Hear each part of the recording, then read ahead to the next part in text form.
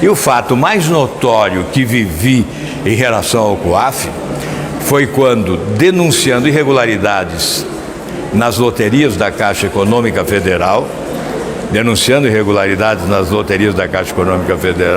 resolvi obter a aprovação do Senado para pedir informações ao COAF. E recebi essas informações. Como elas chegam? Elas chegam num envelope lacrado, escrito em vermelho, uma tarja em vermelho, sigiloso. E só você abre o envelope na presença de servidores da mesa do Senado Federal. Você só abre o envelope depois de assinar um compromisso em que você assume a responsabilidade pelo sigilo da informação. E eu assinei, neste caso, inclusive, assinei, no caso das loterias, mas quando eu abri o envelope, eu fiquei espantado. Um cidadão só tinha ganho mais de 600 vezes na loteria. 600 vezes na loteria ganhou um cidadão. Vocês podem se lembrar, alguns certamente se lembram, né, do deputado João Alves, que foi condenado na CPI do orçamento, denunciado e condenado, porque acumulava uma fortuna. A sua conta bancária mostrava a existência de uma fortuna e ele justificou que ganhou muitas vezes na loteria, que era um protegido de Deus, não é? Que generosidade, hein, senhor João Alves? Mas este superou o professor João Alves, porque esse ganhou mais de 600 vezes, mas não foi sozinho. Teve outro que ganhou mais de 250 vezes, outro cento e poucas vezes, em várias loterias no mesmo dia. Aí é evidente que ficava explícito a existência de crime. E nós fizemos a suposição de que se tratava de lavagem de dinheiro com recursos da Caixa Econômica Federal, da loteria. E como se daria essa lavagem de dinheiro? Provavelmente com um conluio entre algum funcionário da Caixa, algum funcionário da lotérica e o malandro que trocava o seu dinheiro sujo pelo dinheiro limpo das loterias ao comprar o bilhete premiado.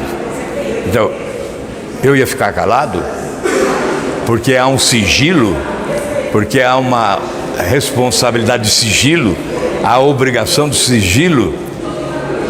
Eu ficaria calado, me transformaria num baú para esconder crimes, ou eu deveria ousar correr o risco e denunciar? Eu preferi essa última opção. Entendi que era dever, como parlamentar, de fazer a denúncia, e fui à tribuna, fiz a denúncia. Então a Polícia Federal instaurou inquérito para apurar a lavagem de dinheiro, conforme a denúncia. Mas eu também fui investigado pelo vazamento da informação sigilosa. Estou relatando esse fato para você ver como funciona o COAF, a responsabilidade do sigilo. Ninguém fica exposto indevidamente. Só os criminosos, evidentemente, que depois, como decorrência da informação do COAF, pode se determinar a quebra do sigilo bancário e, a partir daí, desvenda-se a maracutaia toda, a trambicagem, as falcatruas. Aí o cidadão fica exposto e deve ficar exposto se é criminoso. Então, nós respondemos a esse inquérito porque houve o vazamento das informações do COAF. Então a legislação é completa, ela é perfeita. E o que ocorreu no meu caso? Eu fui intimado a depor na Polícia Federal. E fui lá. Não esperei. Cheguei, o delegado se surpreendeu. O que você veio fazer aqui? Eu vim depor. Está aqui a intimação? Ele disse, não. Você podia depor por escrito, você podia depor no seu gabinete, você tem essa prerrogativa. Ele disse, mas eu abro mão das prerrogativas, dos privilégios dos parlamentares e venho aqui para dizer que fui eu e que a Polícia Federal não precisa gastar dinheiro com papel e com o tempo de vocês, que são profissionais de segurança responsáveis de combater o crime. Então, fiquem liberados para combater o crime podem ir atrás dos ladrões, dos bandidos, dos marginais, dos corruptos, porque eu estou aqui confessando que fui eu, assinei a confissão. Foi para o Procurador-Geral da República. Eu fui denunciado, caberia aí, me parece, 3 anos de prisão. Eu fui denunciado por fazer o bem, por denunciar falcatruas. Eu fui denunciado. No Brasil ocorre isso. Como agora, com esse saidão de alguns dias atrás, só faltou colocar na cadeia o Moro e o Deltan Dallagnol, já que soltaram os que eles prenderam. É o caso. Neste caso, eu fui denunciado. Abriu-se um prazo para investigação dos precedentes, dos antecedentes criminais para a redução da pena.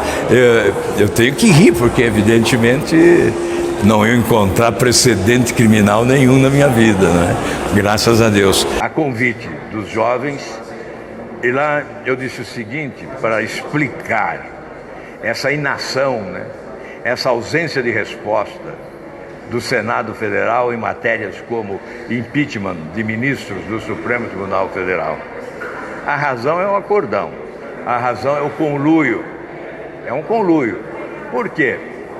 Somente os ministros do Supremo Tribunal Federal, em razão do foro privilegiado, podem julgar e condenar senadores. E a contrapartida é a seguinte: somente senadores podem julgar, condenar e decretar o impeachment de ministros do Supremo Tribunal Federal. Então o sistema é este, da proteção recíproca. Vocês me protegem e nós os protegemos. É evidente que aqui há os que resistem. E é por isso que você tem que prestar atenção em quem resiste e em quem cede.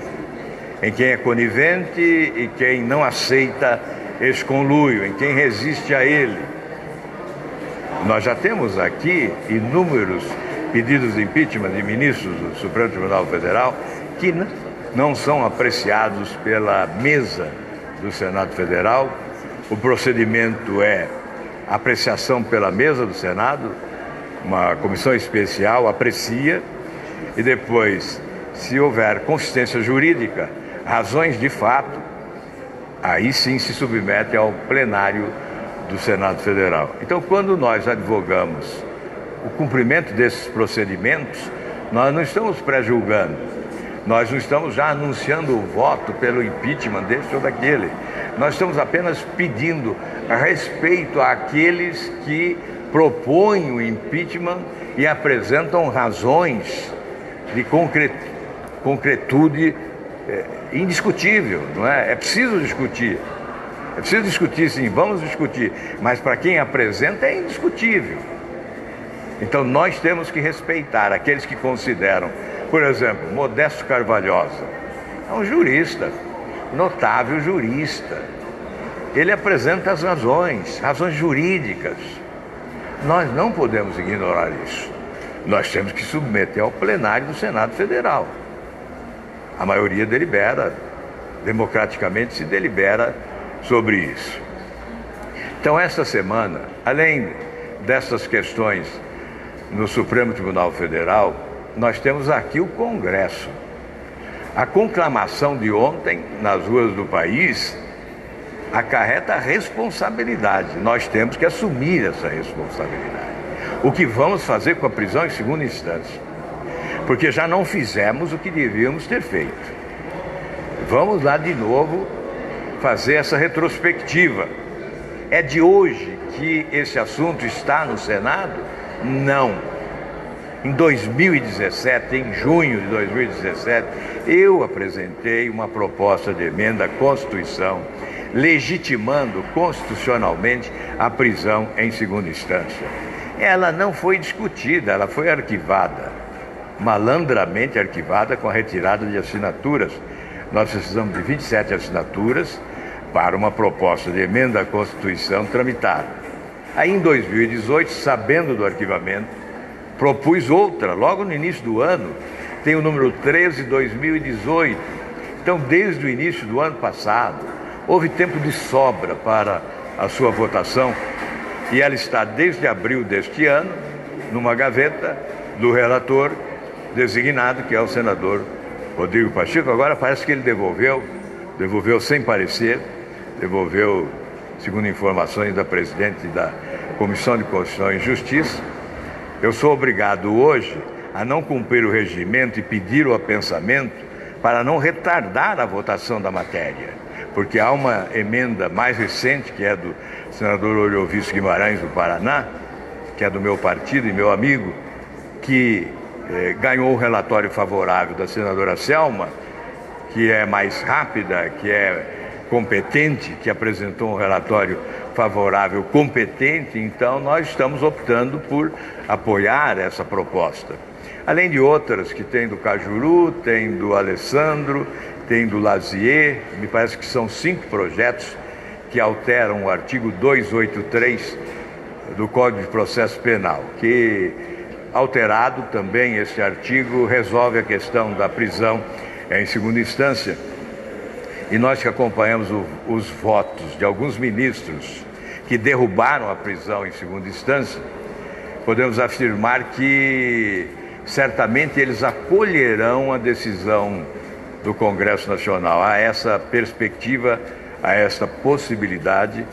Então, se o Congresso aprovar o restabelecimento da prisão em segunda instância, o Supremo Tribunal Federal também alterará os procedimentos e a jurisprudência será retomada com a prisão em segunda instância, para que o país possa alçar esse patamar de país civilizado, como os outros ligados à ONU, porque o único país que não prende em primeira e segunda instância é o Brasil, que tem um quádruplo grau de recurso, porque há ações que vão até o Supremo Tribunal Federal e o réu morre antes da conclusão.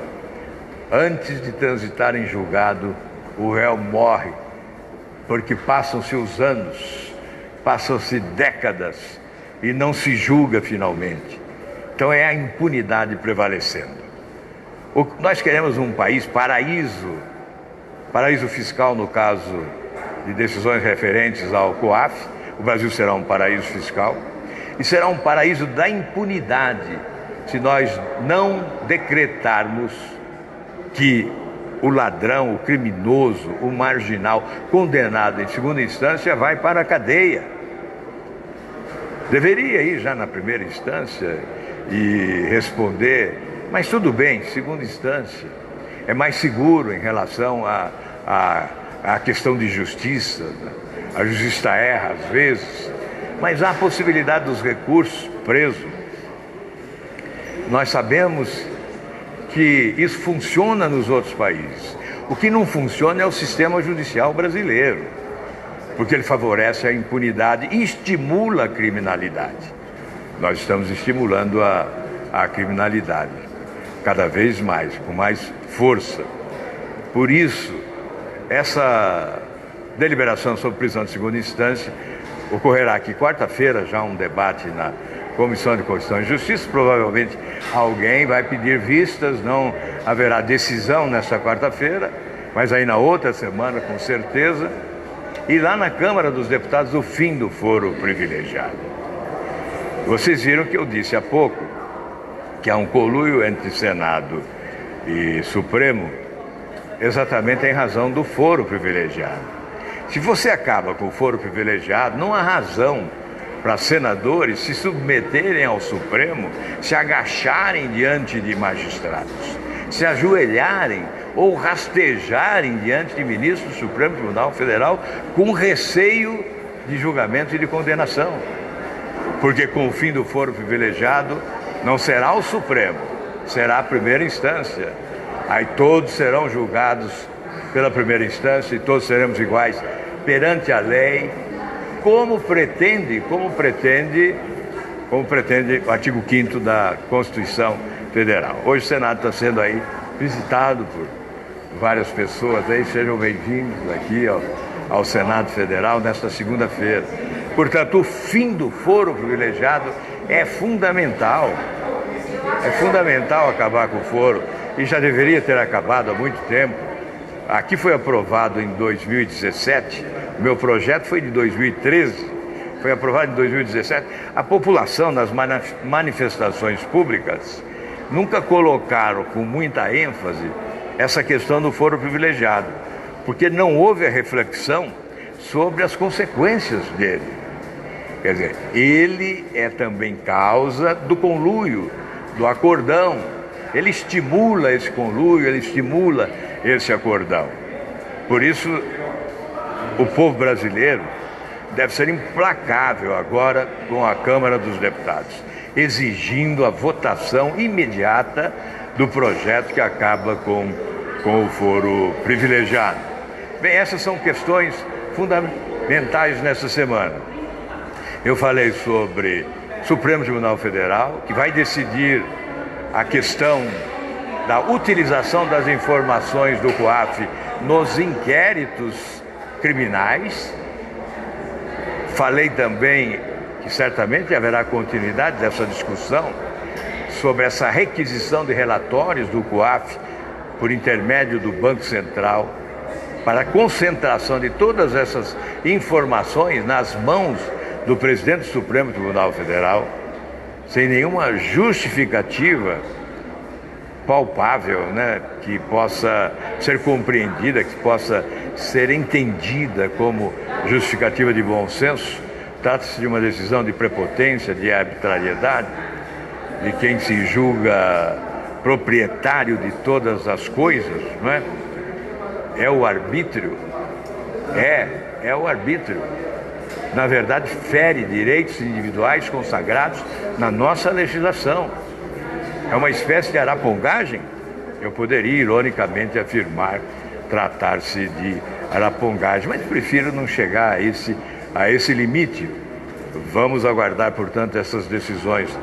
No Supremo tem ainda uma outra decisão que trata da suspeição alegada do ministro Moro na condenação do ex-presidente Lula. É uma outra decisão que não foi ainda adotada pelo Supremo Tribunal Federal no seu pleno.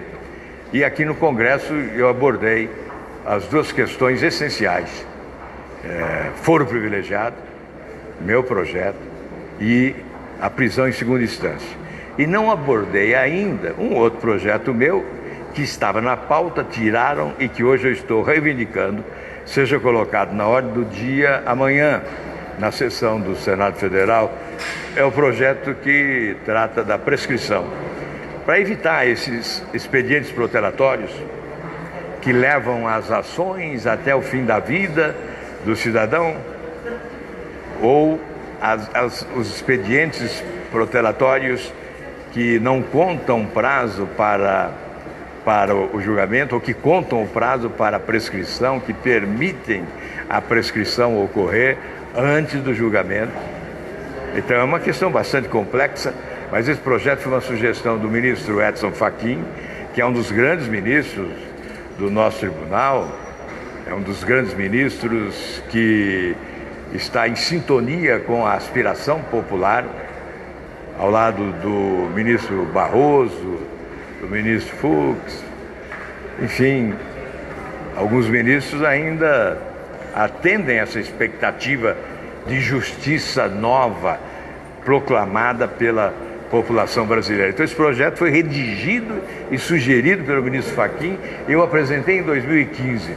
Ele não foi votado até hoje, ele foi aprovado unanimemente na Comissão de Justiça, deveria ir para a Câmara dos Deputados, mas os interessados na prescrição das suas ações, os interessados em que suas ações prescrevam, seguraram e jogaram aí para uma comissão geral que trata de Código Penal. Agora nós tiramos de lá, porque houve uma sugestão do próprio presidente do Supremo, e aí sensibilizou o presidente do Senado, nós retiramos de lá e estamos desejando agora votar esse projeto, quem sabe ainda nessa semana, se não houver resistência da presidente da casa, porque cabe ao presidente a pauta do Senado Federal. Bem, meus amigos, desejo a todos vocês uma ótima semana, espero que alguma coisa de bom aconteça para justificar a presença de multidões nas ruas do país no dia de ontem. Eu disse que essas manifestações públicas ainda não estão convencendo autoridades, porque o acordão se mostra resistente a elas. Então é preciso arrebentar o acordão para que as aspirações populares levadas às ruas do país por multidões de brasileiros possam ser consideradas por aqui, nesse ambiente, não apenas aqui nos corredores, no túnel do tempo do Senado Federal, mas ali na Comissão de Justiça e depois no plenário da Casa, para que essas propostas se transformem em lei, correspondendo à expectativa do povo brasileiro. E esta é uma semana também de defender ardorosamente a Operação Lava Jato, porque agora o procurador do Ministério Público lá no Rio de Janeiro também afirma aquilo que eu venho afirmando há bastante tempo e que vocês que nos acompanham cansaram de ouvir, que há uma conspiração contra a Operação Lava Jato. Agora foi o procurador do Ministério Público no Rio de Janeiro que afirmou taxativamente que há sim uma conspiração para fulminar a Operação Lava Jato e nós temos que reunir forças para esse combate. Por isso hoje coloquei já no grupo do Muda Senado uma mensagem pedindo aqueles companheiros que estiverem em Brasília estejam no plenário do Senado Federal à tarde para que nós possamos defender as causas que foram levadas às ruas do país pelo povo brasileiro. Nós temos que trazer de lá de fora para aqui dentro, trazer das ruas do país para dentro do Senado Federal as teses defendidas, as causas sustentadas pelo povo brasileiro. Muito obrigado por nos acompanharem aqui. Se inscrevam também no nosso canal do YouTube. É fácil, você sabe como.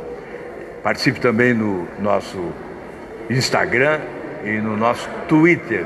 E obrigado por permitir que a nossa página do Facebook venha liderando quase todas as semanas a influência nas redes sociais, aqui do Congresso Nacional. Muito obrigado a todos, uma ótima semana, fiquem com Deus.